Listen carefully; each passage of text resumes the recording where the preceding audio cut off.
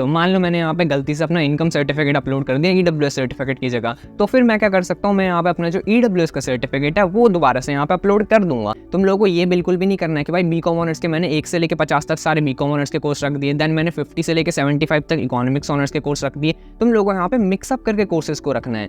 So hello welcome back to the channel. तो यार आज वाली वीडियो के अंदर हम लोग बात करने वाले हैं यहाँ पे सीएसएस के फेज़ 2 की। अब जैसे कि तुम लोगों को पता ही है कि यहाँ पे सीएसएस का फेज़ 1 जल्द ही क्लोज होने वाला है। सो बेसिकली दिल्ली यूनिवर्सिटी की तरफ से तो ये गाइडलाइंस आई थी कि 2 जुलाई से वो लोग यहाँ पे स्टार्ट कर सकते हैं अपना फेज़ 2। तो इसके अंदर मैं तुम लोगों को यहाँ पे बताने वाला हूँ कि फेज़ 2 के अंदर यहाँ पे होने क्या क्या वाला है। काफ़ी सारे लोग भाई ये डाउट थे कि यार हमें बता दो फेज़ 2 के अंदर होता क्या है, क्या क्या चीज़ें फेज़ 2 के अंदर देखने के लिए मिलती है। लाइक मैंने यहाँ पे पूरी की पूरी एक रिपोर्ट बना रखी है, तो मैं तुम लोगों को यहाँ पे इसी से बताने वाला हूँ। इसी के साथ साथ मैंने यहाँ पे इसमें प्रीवियस ईयर का डेटा भी उठाया। अब प्रीवियस ईयर में क्या हुआ था भाई, करेक्शन विंडो कब से ओपन होती है, प्रेफरेंस तुम लोग कब से भर सकते हो, क्या यहाँ पे सीएसएस के जो फेज़ 1 है उसकी लास्ट डेट यहाँ पे सीएसएस के फेज़ 2 ओपन होने के बाद तक भी रहेगी, या फिर तुम लोगों को आगे जाके क्या क्या करना होता है, तुम लोगों के कैलकुलेशन किस तरीके से होते हैं, स्कोर के प्रेफरेंस किस तरीके से तुम लोगों को फिल करनी है। तो ये सब तुम लोगों को यहाँ पे आज मैं इसी वीडियो के अंदर बताने वाला हूँ। बट उससे पहले जान लो, अगर तुम लोगों को यहाँ पे ये वाली जो शीट है जो मैंने बना रखी है ये तुम लोगों को चाहिए तो मेरे टेलीग्राम चैनल पर देखने के लिए मिल जाएगा, वहाँ से तुम लोग ज्वाइन कर सकते हो, डिस्क्रिप्शन बॉक्स में उसकी लिंक है।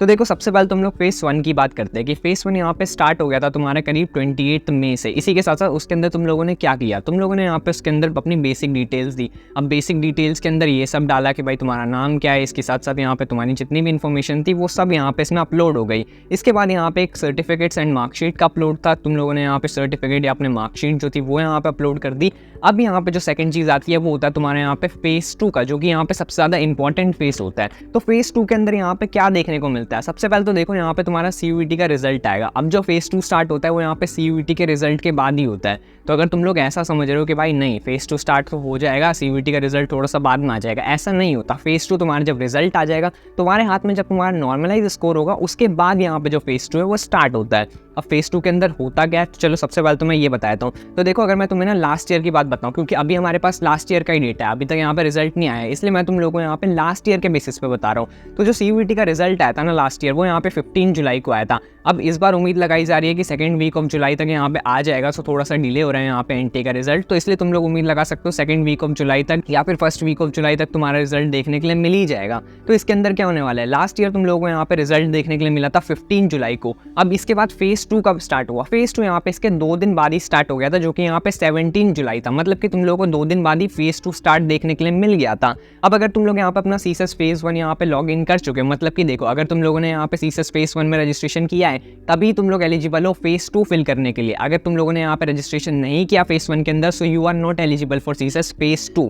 इसी के साथ साथ इसके अंदर होता क्या है, तो देखो तुम लोगों को यहाँ पे सबसे पहले तो अपनी प्रेफरेंस शीट देनी है, तुम लोगों को यहाँ पे प्रेफरेंस में अपने कॉलेजेस लगाने। इसी के साथ साथ एक सब्जेक्ट मैपिंग वाला सीन होता है। अब सब्जेक्ट मैपिंग के बारे में यार बहुत से लोगों को नहीं पता कि यार सब्जेक्ट मैपिंग होता क्या है, इसके अंदर तुम लोगों को फिलअप क्या क्या करना है या फिर इसमें करना क्या होता है। तो देखो लास्ट ईयर यहाँ पे जो सब्जेक्ट मैपिंग थी ना, इसकी वजह से यहाँ पे काफ़ी सारे लोग यहाँ पे एडमिशन कैंसिल हो गए थे। तो इसलिए मैं कहूँगा कि यार सब्जेक्ट मैपिंग अच्छे से फिल करना। मैं तुम लोगों को यहाँ पे साथ साथ में स्क्रीनशॉट दिखाता रहूँगा कि कैसे क्या क्या होता है, क्योंकि तुम लोगों को अभी नहीं पता है कि क्या होता है। तो देखो फेज़ 1 की यहाँ पे जो लास्ट डेट थी वो सबसे पहले मैं तुम लोगों को बताता हूँ इस बार भी क्या रह सकती है। तो देखो फेज़ 1 और फेज़ 2 ये दोनों ही जो थे ना ये यहाँ पे ओपन थे एक साथ में, मतलब कि फेज़ 1 क्लोज नहीं हुआ था, फेज़ 2 यहाँ पे ओपन हो चुका था। इसी के साथ साथ फेज़ 1 और फेज़ 2 इन दोनों की जो क्लोजिंग डेट थी वो यहाँ पे लास्ट ईयर थी 24 जुलाई। मतलब कि तुम लोगों को यहाँ पे 9 दिन तक खुला देखने के लिए मिला था रिजल्ट के बाद अपना जो फेज़ 1 है वो भी एंड फेज़ 2 दोनों यहाँ पे ओपन थे। इसी के साथ साथ यहाँ पे जो तुम लोगों को प्रेफरेंस लिस्ट भरनी थी वो यहाँ पे 27 जुलाई से थी। अब प्रेफरेंस लिस्ट का तुम लोगों को पता ही होगा, यूट्यूब पे बहुत सारी वीडियोस अपलोड हो रही है कि प्रेफरेंस लिस्ट कैसे बनानी है, तो तुम लोगों को यहाँ पे अभी तक पता चल ही चुका होगा कि प्रेफरेंस लिस्ट कैसे बनानी है। इसी के साथ साथ मैं भी यहाँ पे एक वीडियो अपलोड करके बता दूंगा तुम लोगों की प्रेफरेंस लिस्ट कैसे बना सकते हो। तो यार तुम लोग यहाँ पे मेरे चैनल को सब्सक्राइब कर सकते हो एंड अभी तक अगर तुम लोग वीडियो देख रहे हो तो यार लाइक जरूर से कर देना। तो सबसे पहले तो देखो हम लोग यहाँ पे प्रेफरेंस लिस्ट की बात करें तो ये तुम लोग यहाँ पे पर्सनलाइज बनानी होती है। ये यहाँ पे तुम्हारी ओपन थी 27 जुलाई तक। इसके बाद ये यहाँ पे लॉक हो चुकी थी। लॉक मतलब तुम लोग यहाँ पे इसको चेंज नहीं कर सकते थे। अब प्रेफरेंस शीट फिल कैसे करते हैं ये मैं तुम लोगों को इधर दिखाता हूँ, तुम लोग चेकआउट कर सकते हो कैसे फिल करते हैं प्रेफरेंस शीट को। इसके बाद यहाँ पे आप बात कर लेते हैं करेक्शन विंडो की, जिसके ऊपर काफ़ी सारे लोगों का डाउट है कि भाई हम लोगों ने तो ये मिस्टेक कर दी, क्या ये ठीक हो जाएगा, क्या हम लोग अपने डॉक्यूमेंट्स दोबारा से फिलअप कर सकते हैं करेक्शन विंडो के अंदर। सो देखो मैं तुम लोगों को यहाँ पे लास्ट ईयर बताता हूँ क्या हुआ था। तो तुम लोग यहाँ पे अपनी जो डिटेल्स है वो यहाँ पे एडिट कर सकते हो। अब कौन सी डिटेल्स एडिट कर सकते हो भाई, ये तुम लोग वहाँ पे वो डिटेल्स एडिट कर सकते हो जो तुम लोगों ने यहाँ पे फेस 1 के अंदर फिलअप की है। इसके अंदर तुम लोग यहाँ पे अपने डॉक्यूमेंट्स या पे सर्टिफिकेट्स को री अपलोड कर सकते हो। मान लो मैंने यहाँ पे गलती से अपना इनकम सर्टिफिकेट अपलोड कर दिया EWS सर्टिफिकेट की जगह, तो फिर मैं क्या कर सकता हूँ, मैं यहाँ पे अपना जो EWS का सर्टिफिकेट है वो दोबारा से यहाँ पे अपलोड कर दूंगा।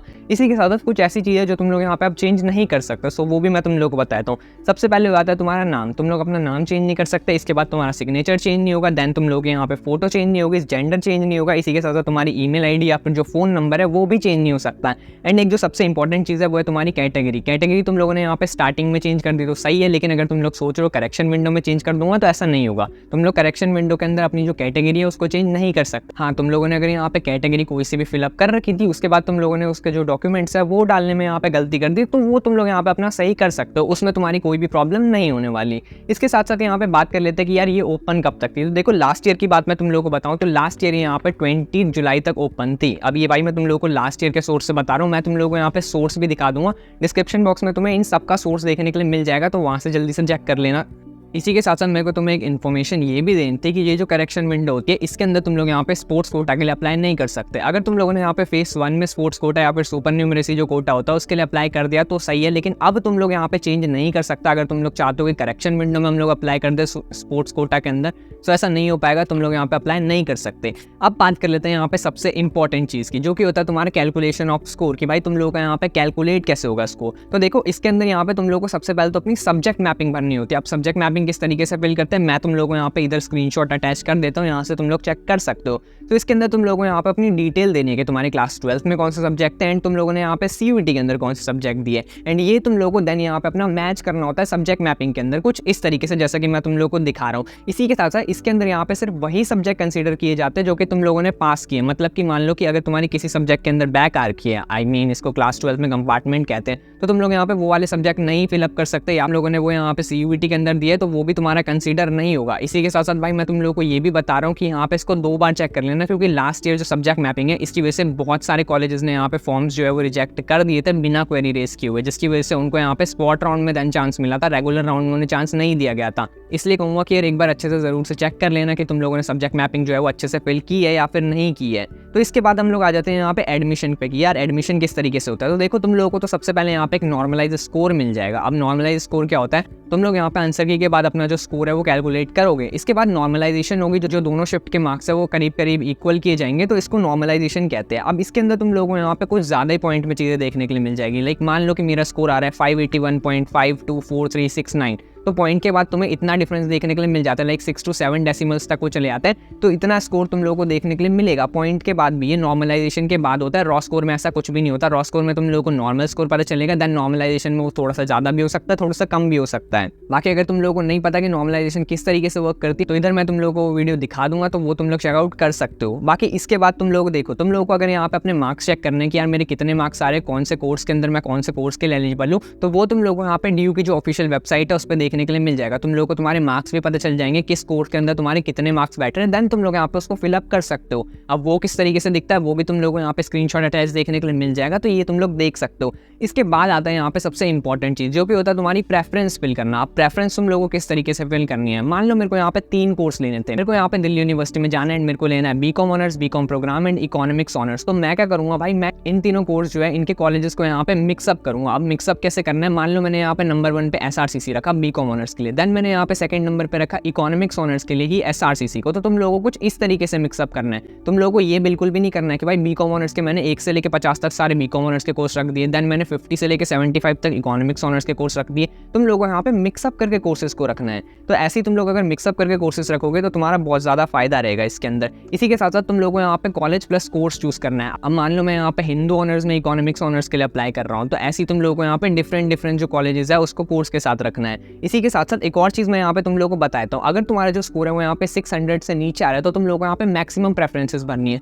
लाइक प्रेफरेंसेस में तुम लोगों को कोई लिमिट नहीं देखने के लिए मिलती कि भाई ऐसा नहीं है कि तुम लोगों को यहाँ पे सिर्फ 100 ही कॉलेजेस भरने हैं, 100 कॉलेज प्लस कोर्स के कॉम्बिनेशन। तुम लोग 500 भी भर सकते हो, तुम लोग 1000 भी भर सकते हो, सो ये तुम पे डिपेंड करेगा। अगर तुम्हारा 600 से नीचे स्कोर आ रहा है तो फिर तुम लोगों को यहाँ पे और सारे कॉलेजेस और सारे कोर्सेज फिलअप करने हैं, क्योंकि यार देखो 600 से नीचे DU मिलना काफ़ी ज़्यादा मुश्किल होता है अगर तुम लोग कॉमर्स कोर्सेज को टारगेट कर रहे हो। तो इसलिए मैं कहूँगा कि BA प्रोग्राम के कुछ अलग से कोर्सेज भी डाल देना है एंड ये तुम लोग यहाँ पे टॉप टू बॉटम भरना है। अब ऐसा मत करना कि भाई मैं यहाँ पे सबसे पहले तो ऑफ कैंपस का कॉलेज डाल रहा हूँ, देन उसके बाद मैं SRCC को डाल रहा हूँ, नहीं, तुम लोगों को सबसे पहले टॉप के कॉलेजेस डालने, देन तुम लोगों को यहाँ पे प्रेफरेंस लिस्ट फॉलो करनी है। अब कॉमर्स की प्रेफरेंसेस मैंने पहले ही बना रखी है, तो तुम लोग इधर से जाके चेकआउट कर सकते हो, डिस्क्रिप्शन बॉक्स में भी उसकी लिंक मिल जाएगी, तो वहाँ से देख लेना आराम से।